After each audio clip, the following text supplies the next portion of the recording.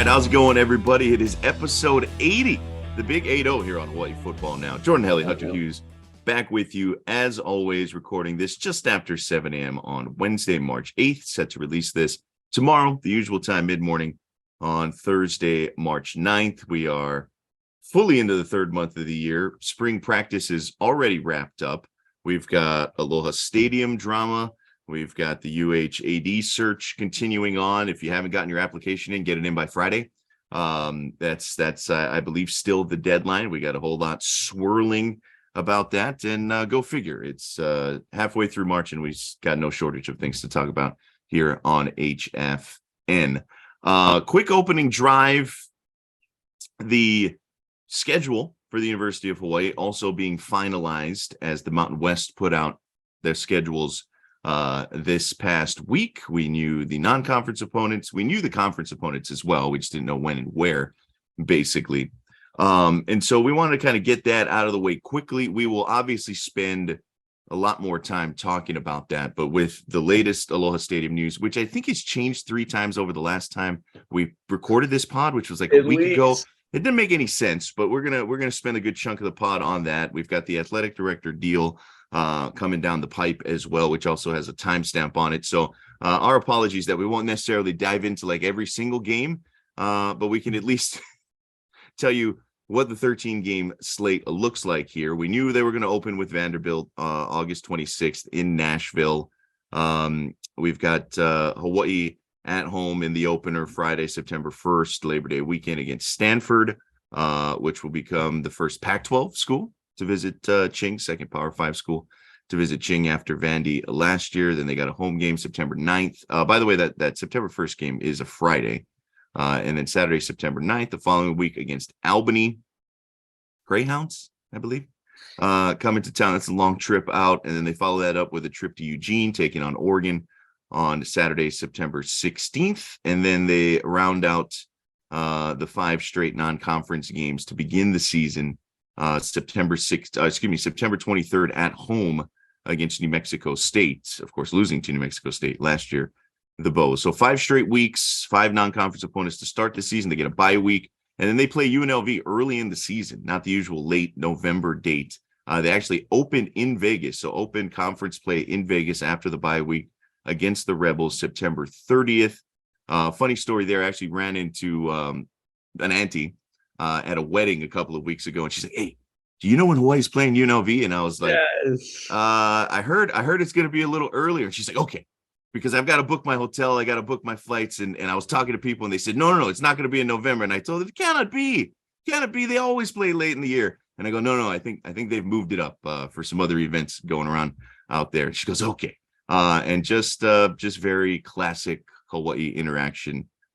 She's like a retired teacher, family friend, saw her at a wedding, and she just needed to make sure that she was going to book her flights on time. And then a couple of weeks later, October 14th, against San Diego State at home. Weekend after, October 21st at New Mexico.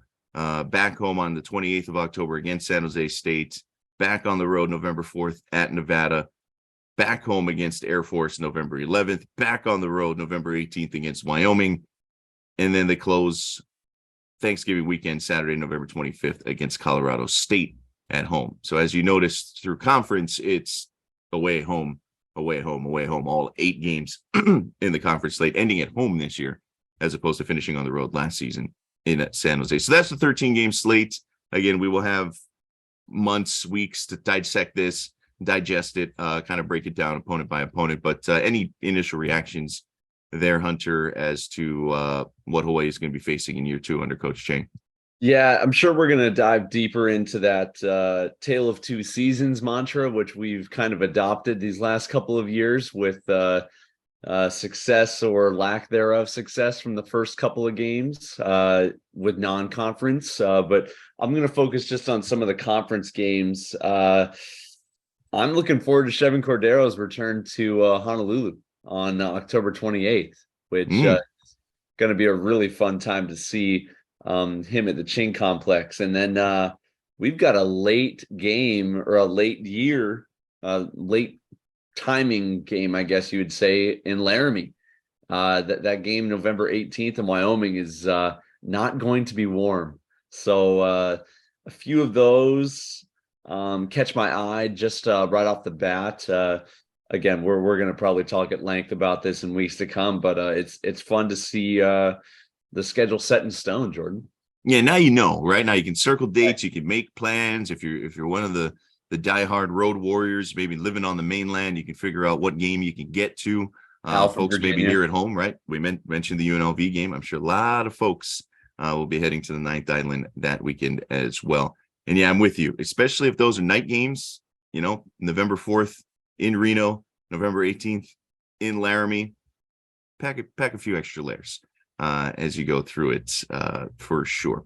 All right, that'll do it for us here on the opening drive. I'm excited. I think it's a fun schedule. I think it sets up potentially for Hawaii to have a little more success than they had last season. That's for sure. I want to remind everybody that Hawaii Football Now is brought to you by Hawaii USA Federal Credit Union.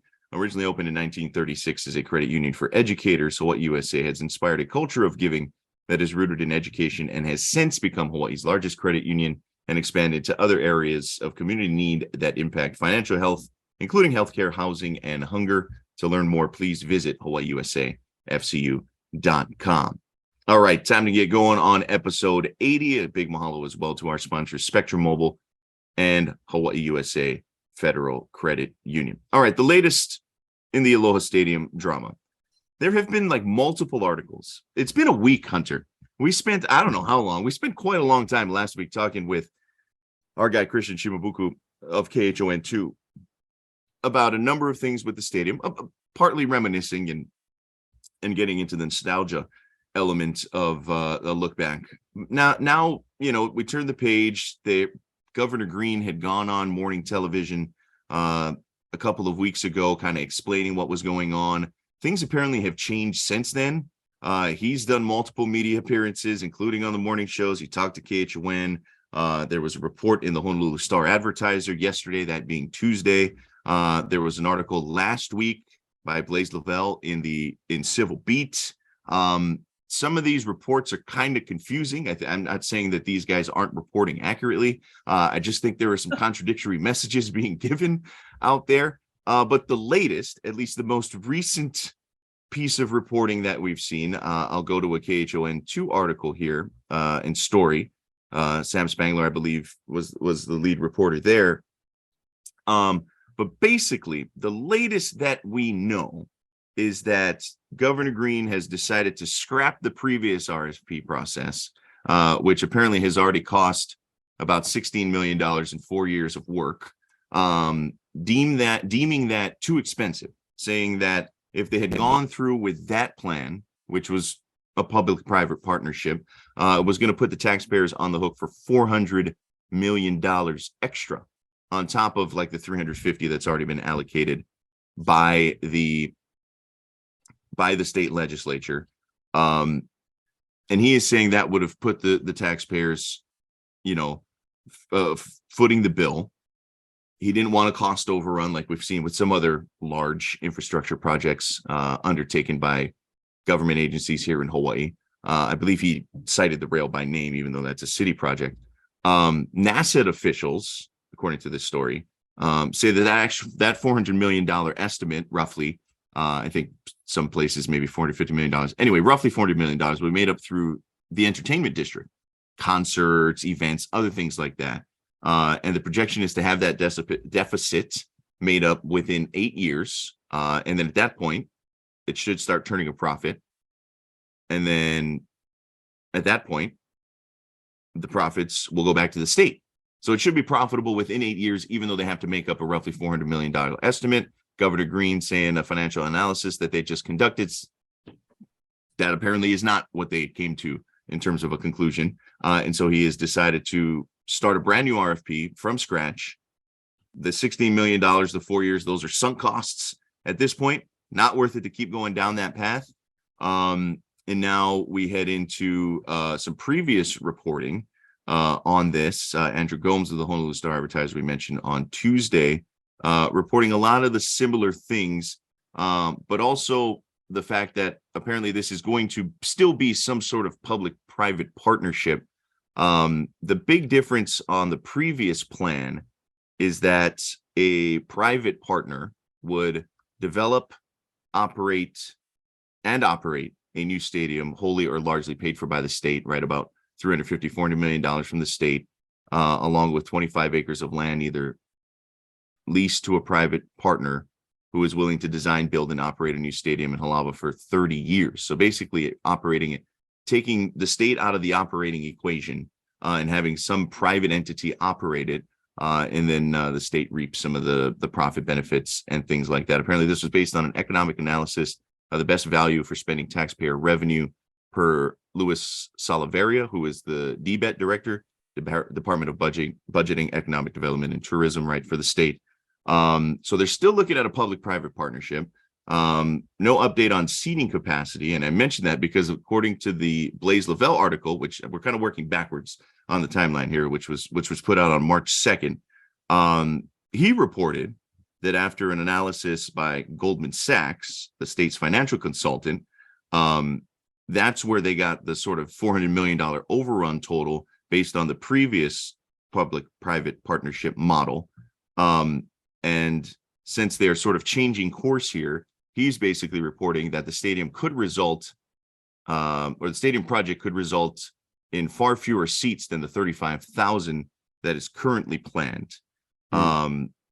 Development of the parking lot, which would, Governor Green, I think, has kind of reiterated that housing is his priority in the surrounding area. Not sure exactly what the entertainment district will become, or if it will become anything. That could be pushed out to a much later date. And so I mentioned all of that to kind of summarize. Brand new plan, 2027, by the way, is the projected date, which we kind of figured out last week, right? It's like that probably was best case scenario. That has been put on the record in some of these interviews. The 2027 is the target date for the stadium. I think the surrounding development will be pushed out much further than that. The seating capacity could be, we've seen 20,000 thrown out there. Either way, it could be smaller than the 35,000 we thought that we were getting with it. And it sounds like the new plan is to have the private sector basically take some government funding and build it, design it, operate it, and they are the ones that will be in charge of sort of caretaking this Aloha Stadium, and the state will kind of push that on to a private partner as opposed to trying to go about this operation endeavor on their own. Hopefully I got everything. Probably missed a whole lot. Maybe got some things a little wrong here, but I think that it captures the gist of it. And so kudos to all these guys who are working hard on the reporting, which, again, this is all happened in the last week. I don't understand. But how do you digest all of that, Hunter? Wake me up in like a year, 2 years from now when a decision has actually been made. It's like in middle school when you hear from your buddy that, he now is going out with this girl, which means nothing. Middle school relationships mean nothing. So that's the way I feel about this, where they are saying they're going to do this. Actually, it's going to be probably a little lower, 25,000. Next week, they're going to say, actually, we found a creative solution to make it 45,000. And housing's not as much of an issue for us, and we're really going to focus on building this thing out. And actually, and then a week later, we need to really make this thing smaller and more affordable. It's just a circus, Jordan. It's a circus. I really have a hard time getting excited about things like this, especially with the role that you and I have kind of reporting and talking about it in some aspects, maybe not as officially as others. But it's kind of all over the place, and it's starting to get somewhat of national attention. A few of my buddies have even just seen it on, stories and posts on Instagram, and they're asking me about this and that, and it's starting to make some waves nationally. And I don't think they realize we still have no idea really what this thing's actually going to look like. Yeah, I've seen a lot of those stories, posts, right, for Enough for Sports. Some of the soccer accounts have latched onto that as well, because as things get narrowed down. At least we think things get narrowed down a little bit. The size of the stadium, the design, I think is kind of similar to a lot of the soccer specific stadiums we've seen built around the country in some of these markets, whether it be Austin or San Jose or some of the new ones, right? St. Louis, I think is the newest one, something around that 20 to 30,000 seat range, that I think makes sense for the University of Hawaii. At the 30 to 35,000 seat range, maybe some sort of expandable element, maybe something that allows for standing room seating and things like that. But yeah, it's just, and I get it, right? For Governor Green, he's new on the job. He's new on the job. It's his job to fully vet these things. It is a sunk cost at this point. It's $16 million apparently that they put into the previous RFP. He's got to run the numbers, right? It makes sense to do that. And if the numbers say, hey, look, this doesn't make financial sense, go in a different direction, I understand that. I kind of get the idea of having somebody operate this outside of the state, right? The state has been in charge of operating things, and it's, mixed bag maybe on how things have gone. Right. I mean, just look at Aloha Stadium and kind of how things deteriorated there. There's still a lot of things to go along. The Stadium Authority has to approve Governor Green's plans. The legislature is going to have to fund some things along the way as well. And so I hope that Governor Green here has this thing at least on the tracks and is going in a direction. He does seem to be a little more decisive, I think, than his predecessor, which I hope is a good thing. I will give him that. I will give him the benefit of the doubt there and the credit there. Again, it is still very early on. I echo the sentiments of a lot of people on Twitter last week when the initial article came out from Civil Beat. If this thing's going to be 20,000 seats, I just don't get it. I don't get it. Me neither. Ching's going to expand to what, 17?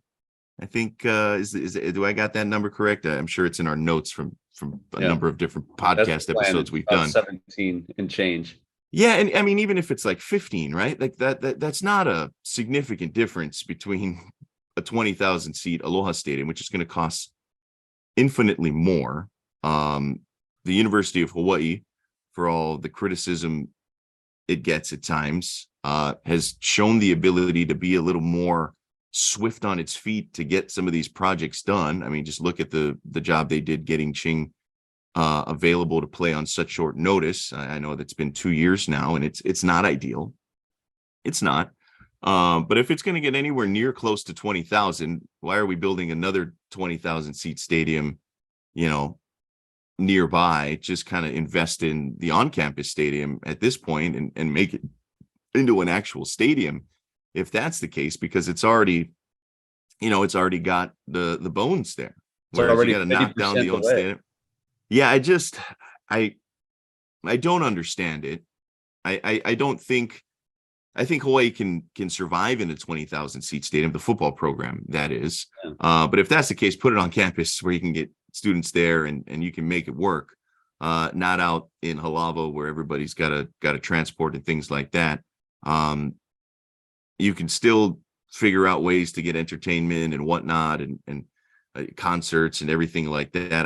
If you're going to do it, I think you got to do it right. I just don't get the benefit behind something around the 20,000 seat range. Yeah. The last time, believe me, correct me if I'm wrong, that Aloha Stadium sold out for any venue or any event was Bruno Mars, I believe. And yeah, so there are headliners that want to come to the islands to put on a show that it needs to be bigger than the Blaisdell.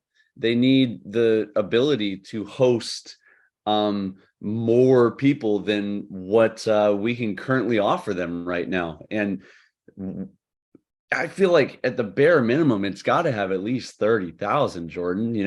We're not asking for a new big house here with north of 100,000 seats, but it's got to be considerable to make that investment worth it. It's similar to when you head to the mainland, you at least want to stay for a week, at least for a trip to make it worth your while to travel all that way. You want this money to be worth the spend. I feel like the dropping money to only have at this rate, whenever Ching is completed, only 8,000 seats more.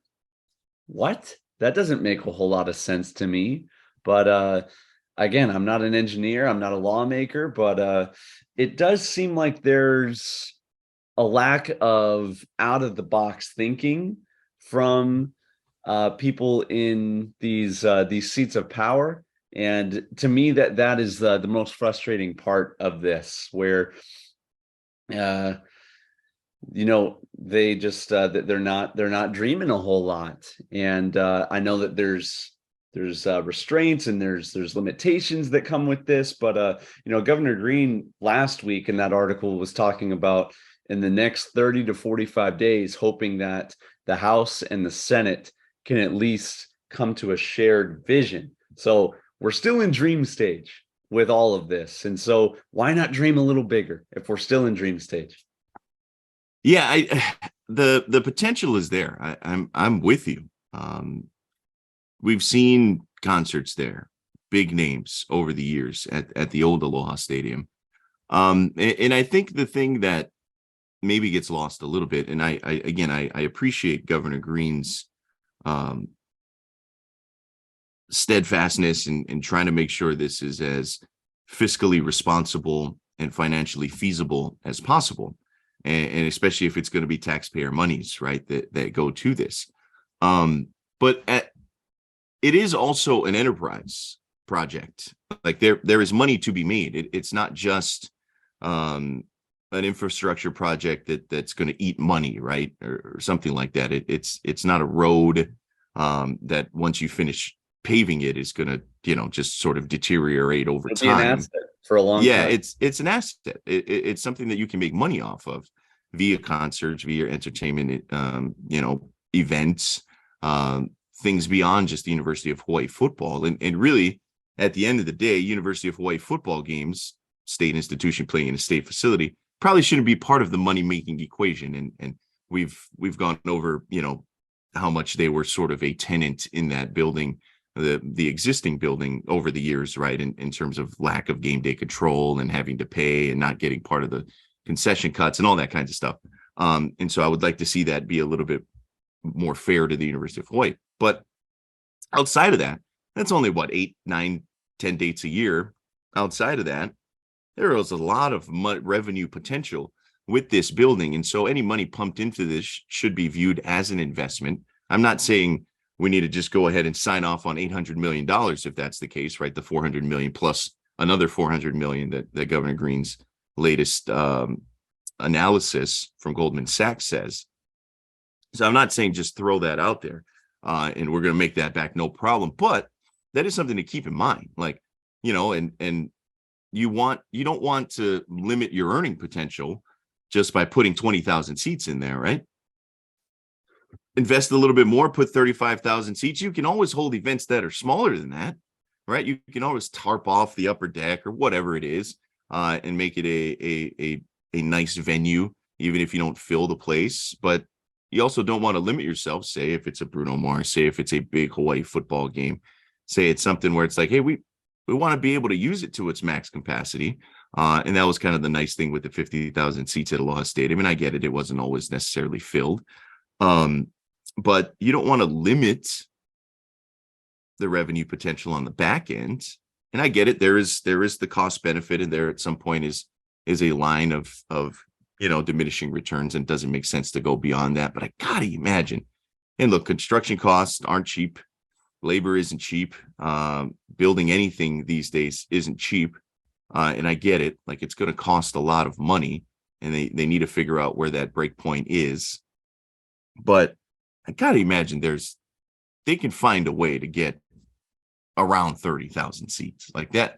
They have to find a way, get creative, find some revenue streams, whatever it may be, because at the end of the day, this is a huge investment. a huge investment. Yeah, if you got to get a corporate sponsor, for naming rights on the stadium or something like that, or a sharing of the naming rights, there's ways to do this. I just I haven't always felt the courage and ingenuity in the way that they are at least talking about this right now. But if I'm University of Hawaii, if I'm Timmy Chang, or if I'm the new athletic director, and I know we'll get into that in the next bit, Jordan, but I'm kind of putting blinders on with this whole project, especially in Timmy Chang's case with speaking to recruits, putting blinders on and trying to sell Ching and what we got cooking with the run and shoot as much as physically possible. Because the minute you start trying to bring people down the whole rabbit hole of, hey, what's going on with Aloha Stadium? It is such a racket. It's such a racket to describe. It's such a racket to understand. And we're on the most positive perspective that you could on this, looking at 2027 as being a final ending point, which we all know it could go longer. So yeah, put blinders on and focus on Chang. That's really all you can do at this point, right? And again, even if the best case scenario is going to be 2027, that's a ways off for guys getting recruited at this point. That's a ways off for anybody kind of coming in to college. That's a pipe dream for a lot of these guys, and most guys on the roster will never even get a chance to play in a new Aloha Stadium. That is for sure. This probably won't be the last time we discuss this topic. I'm going to imagine, just based on the fact that all of that happened since we last discussed this just a week ago. But I think we'll kind of put a pause on it there. We'll revisit as is necessary as we go throughout, and maybe one day we'll actually get to see a new Aloha Stadium. All right, we'll take a quick halftime break. Second half coming up. We'll get into the conclusion of spring ball, including or in addition to a bit of talk surrounding the new athletic director search with the impending retirement of David Matlin. All right, more Hawaii football now when we return on the other side of this break. This is Hawaii Football Now from ESPN Honolulu. All right, second half time, Hawaii Football Now, episode 80. Hitting a little bit of a milestone here, 8-0 for us. Jordan Hunter back with you. All right, Hunter, before we get into some of the athletic director talk, spring ball concluded.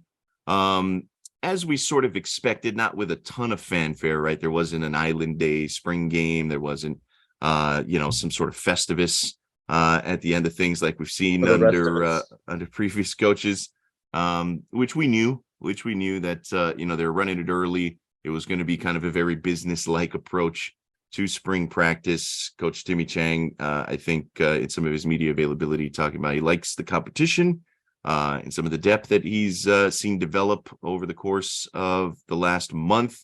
But just any general thoughts from you? I know you've gotten a chance to be down there at practice through the wind, the rain, a little bit of sunshine throughout as well in those early mornings. But any general thoughts as to how the team has maybe progressed and heads into the next phase of the offseason?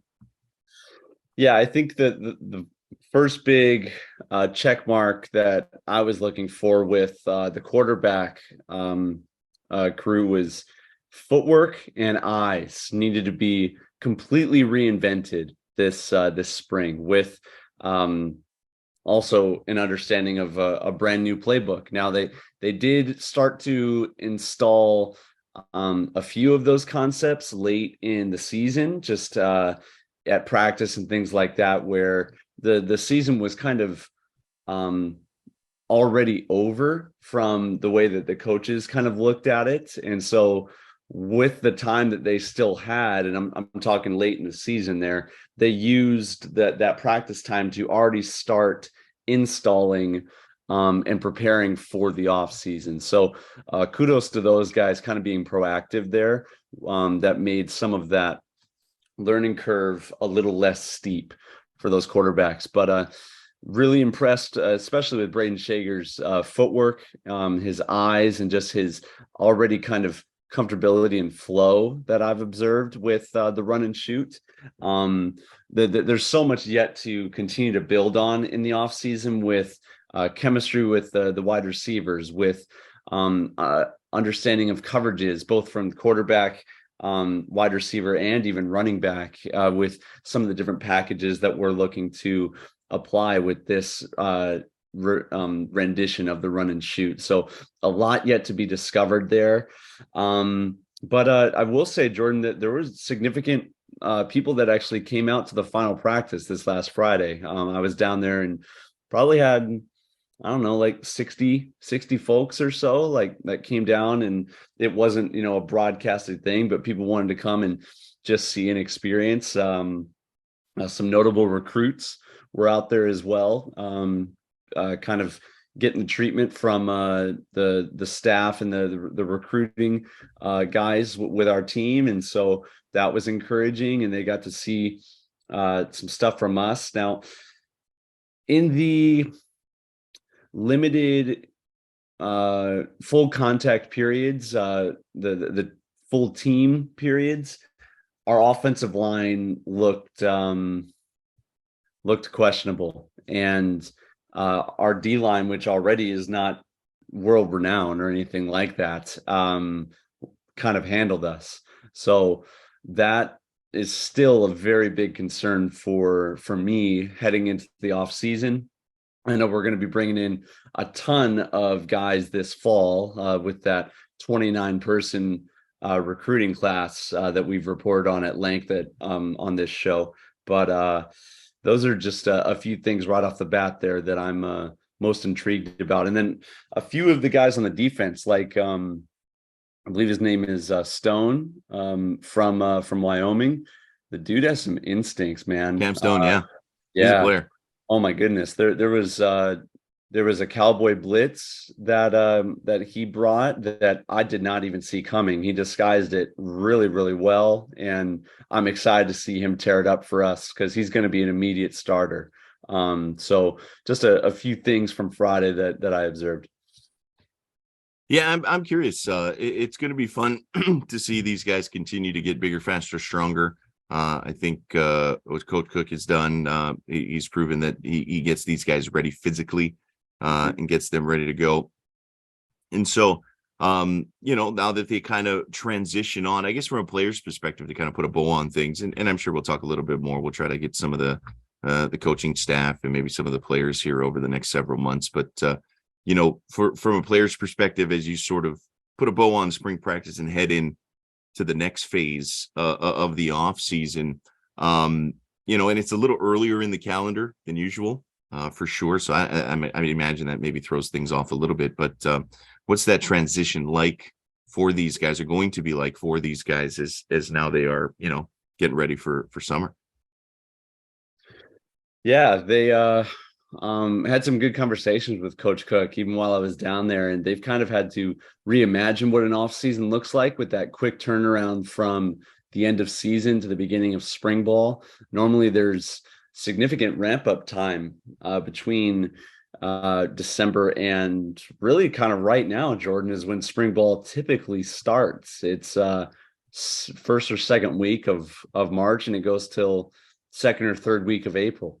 And you're spring balling right through March Madness and kind of ending right at Masters Week. At least that's the way I looked at it.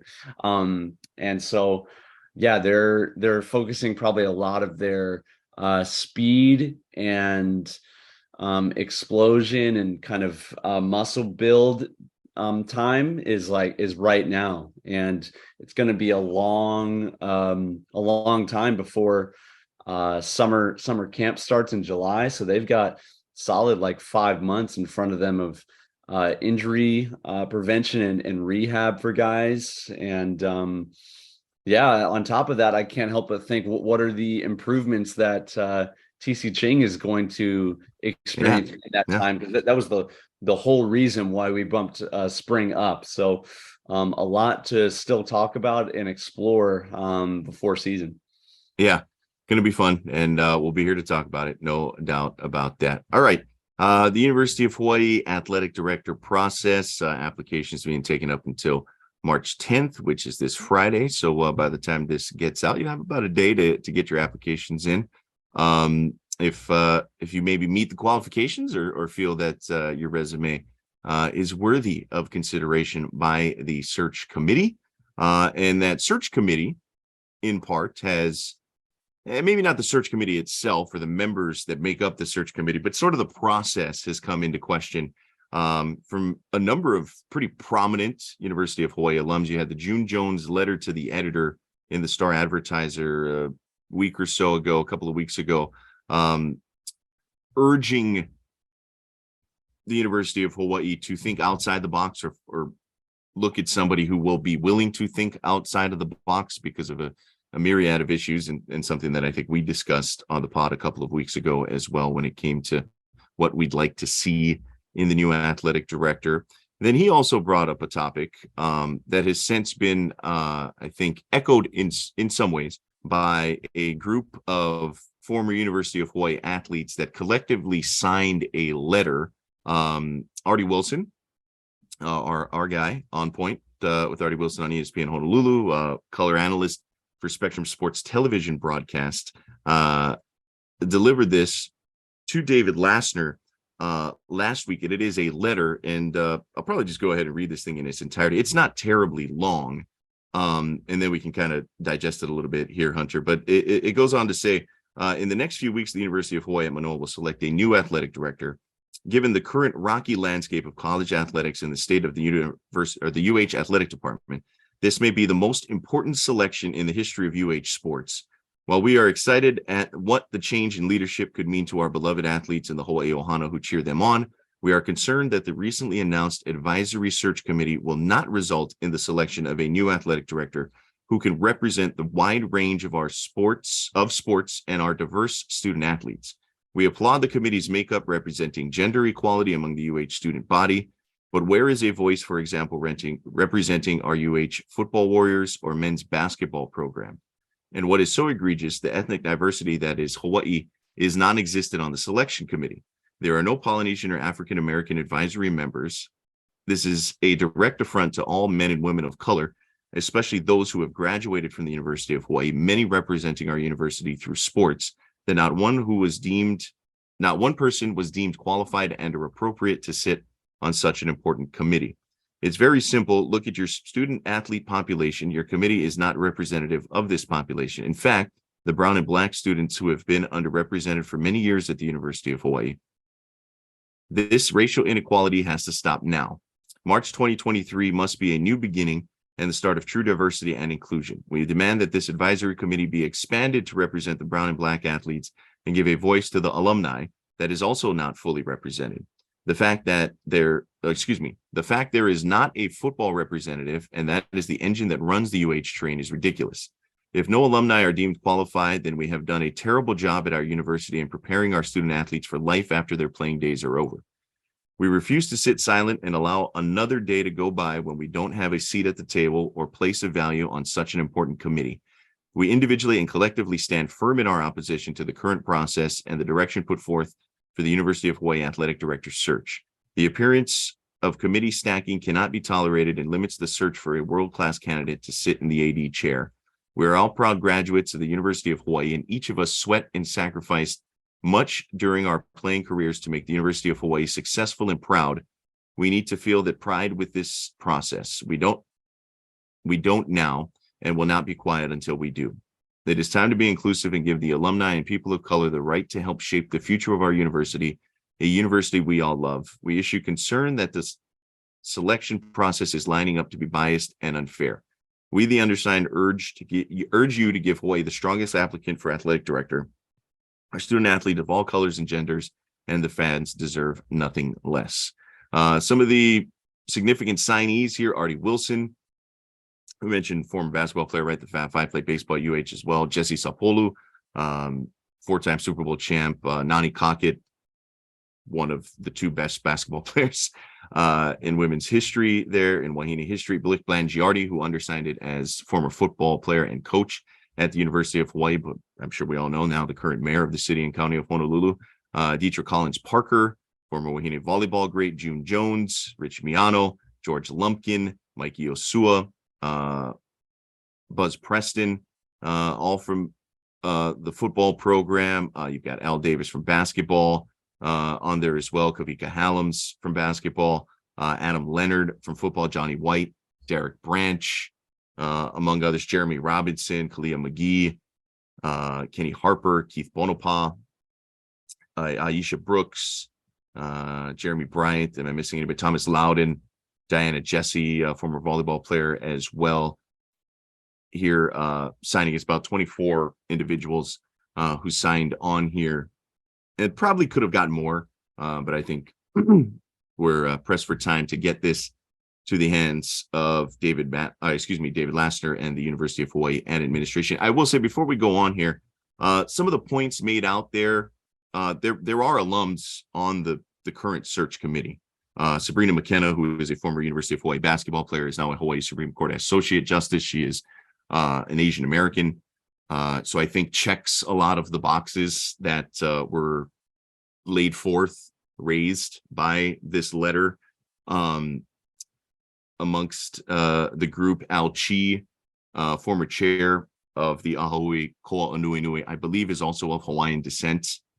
He is on the current group, the current search committee. And so some of the issues raised in this letter, I think you do see some of that representation in the current search committee. And so I think it's prudent to point that out before we go on with any sort of discussion here. But I do think they bring up points that others have talked about, that we have talked about when it comes to football. Look, football has to be a huge part of the equation. I get it. That's what our podcast is geared towards. We talked about this at length. That has to be part of it. A representation of the largely, especially in a number of the big time sports or the more prominent sports, whether it be basketball, whether it be football, whether it be volleyball, right? Having folks on the search committee that represent, right, those African-American athletes, Polynesian athletes as well, I don't think would be a bad thing at all.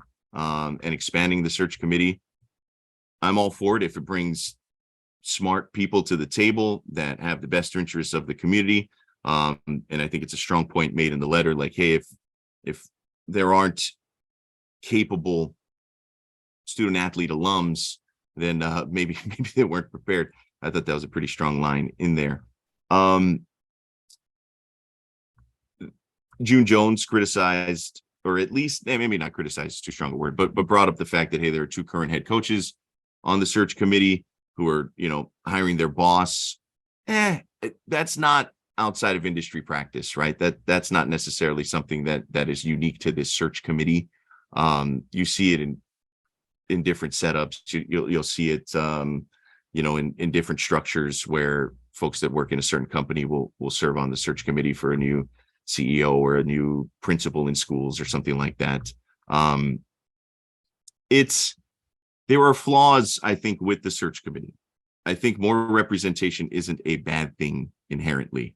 I would love to see more representation from the football team, which inherently should lead you down the road to find Polynesian and African-American alums. That's a huge percentage of the alumni base, and so many of them are very, very successful in their post-collegiate lives, professionally and otherwise, that I think would have made great additions to this process. And you want those alums to be heard. You want those individuals to be represented. There is no doubt about that. And that needs to lead us to the best possible candidate. And so I'll turn it over to you, to Hunter. You're an alum. You're a guy who played at the University of Hawaii. You are a individual who played at the most high profile sports, right? Football, the engine that drives the train, to use the exact language from the letter that was given there. I guess, sort of your thoughts on the points raised, everything to do with the letter, some of the issues or what have you, and where we sort of sit on all of this. I'm with you on the side of it would be nice to have some football representation there. Now we've talked about it before that the football team, probably more than any of the other sports, has the highest turnover rate. It's a new coach, it's a new coaching staff seemingly every couple of years now. And so though a lot of these guys are alumni themselves, I get where the committee is coming from and finding kind of long and steady coaches that have represented UH for a while now. And I'm just going to be honest, some of the diversity things that they've brought up here is bogus in my mind. Like even our own Susan Icor is of Asian descent. And I need to say this first of all, this committee, their job is not to hire the next athletic director. Their job is to search, look for a good candidate, vet them, and then present the candidate to David Lassner, who will ultimately, along with the Board of Regents, make the decision for the next athletic director. So I think there's a disconnect here with an understanding of these guys are hiring our next athletic director. It's not the case. David Lassner still has executive control as well on he could not choose anybody that we choose. That could happen. And when I say we, I mean the selection committee. So man, I can't get behind this kind of polarity, Jordan, of needing, each individual race or culture represented on this. I don't see it as that big of an issue where this committee doesn't even have executive decision making. So and it's apparent also that June has some stones to throw towards University of Hawaii with everything that shook out last year and in years past. So I don't know if his aggravation is completely just off of this issue here. I think there could be more behind the scenes as well. And I'm having a hard time getting worked up over this issue. I just am. Personally. Now, I'm hoping that they make a good decision, and I want the best possible fit for our new athletic director, who's going to have to hit the ground running and solve some problems very quickly, and maybe some issues that UH has never foreseen before, mainly conference realignment in a couple of years, name, image, likeness for our athletes. It's a new era for whoever takes this job, and it will not be an easy one, but this whole getting fed up on the search committee is, to me, just a waste of time. Yeah, and I think, candidly, when June's letter to the editor came out, not to discredit his opinion, Right. It was a letter to the editor, and so he is very much entitled to write that, and obviously his contribution and impact to the University of Hawaii football program and really the athletic department, right? Whether it's the logo, rebranding and things like that is without question. But I really wasn't going to bring it up because I think it raises points that have been raised before. There's obviously no love lost with the current administration. We know how it played out last year. It was, I think quite ridiculous from the University of Hawaii standpoint and kind of how they handled all of that. And so I get, where June's coming from. But at the same time, we weren't going to really spend a ton of time sort of lamenting on it. I think it is what it is. And the reason that, I think it chose to bring it up now is the fact that, all right, now there's this letter, right, signed by some pretty prominent alumni. And so it is now a bigger conversation piece. It is a bit of a bigger topic. And I felt like, we probably should talk about it at this point. It's no longer just one individual, even though that individual is maybe as big as any that has ever come through the University of Hawaii football program. And so it's my hope is that, and also full disclosure, Susan Icor, as you mentioned, president and COO of the AIO family of companies. ESPN Honolulu is one of those companies. So just full disclosure there. And I probably should have mentioned that when we talked about it the other week. And my hope is because I'm with you, right? They do have a lot of influence here. How much influence? That's kind of up to David Lassner, right? He's the guy that ultimately is going to make the decision.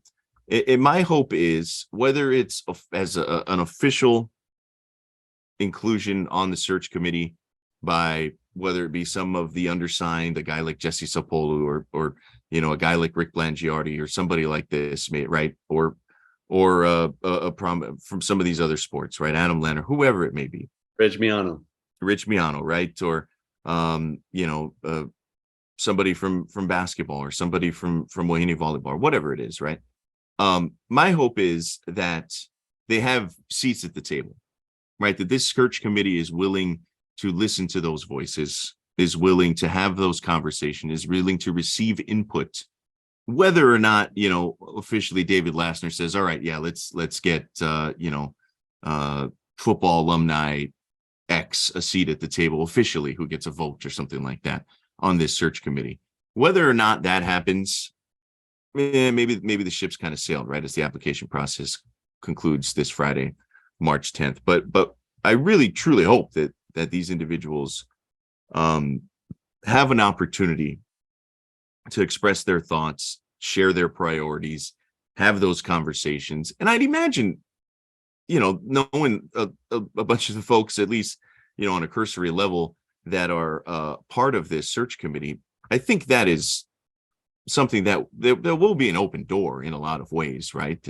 And a lot of the folks of the undersigned on this letter,